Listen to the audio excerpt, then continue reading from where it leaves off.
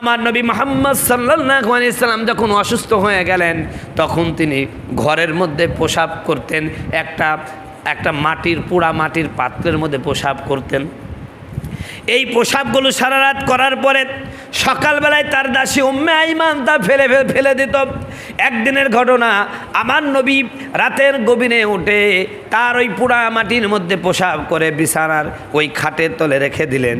আমার বন্ধুগণ, আমার ভাইয়ারা, কিছুক্ষণ পরে উম্মে আইমান নবীজির একজন দাসী, এই উম্মে আইমানের ঘুম ভেঙে গেল, প্রচণ্ড পিপাসার্ত হয়ে গেলেন। তিনি পানি খোঁজ করতে গেলেন, আধো ঘুম, এরপরে পিপাসা, তিনি বুঝতে পারলেন না পানি নাকি নবীজির পেশাবটা তিনি পান করে ফেললেন।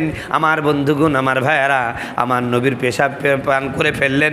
এরপরে তিনি ঘুমায় গেলেন। ফজরের নামাজের পরে আমার নবী মুহাম্মদ সাল্লাল্লাহু আলাইহি সাল্লাম উম্মে আইমানকে ডাক দিয়ে বলেন, উম্মে আইমান, ও উম্মে আইমান, আমি সারা রাত প্রসাব করেছি যেই পাত্রটায়, ওই পাত্রটায় যে প্রসাব জমা হয়েছে তুমি তাড়াতাড়ি করে বাইরে ফেলে দিয়ে আসো। উম্মে আইমান কোনো কথা কয় না, কয় হুজুর পেশাব নাই। কয় পেশাব নাই মানে কয় হুজুর গভীর রাত্রিতে আমার পিপাসা লেগেছিল, আমি পানি মনে করে ওই প্রসাব খেয়ে ফেলেছি।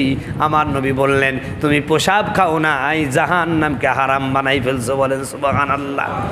এ উম্মে আইমান, শুধু তাই নয়, আজ থেকে তোমার থুতুগুলো হয়ে যাবে মেশক আম্বরের মতো সুঘ্রাণ। কিতাবের মধ্যে এসেছে উম্মে আইমান যখন কথা বলতেন তখন তার মুখ দ্বারা, আমার ভাইয়েরা, আমরা যখন খাবার না খেয়ে 2 দিন বিরাস না করি দুর্গন্ধ বাড়ায়, কিন্তু উম্মে আইমানের মুখ দ্বারা সুগন্ধি বের হতো। বলেন সুবহানাল্লাহ।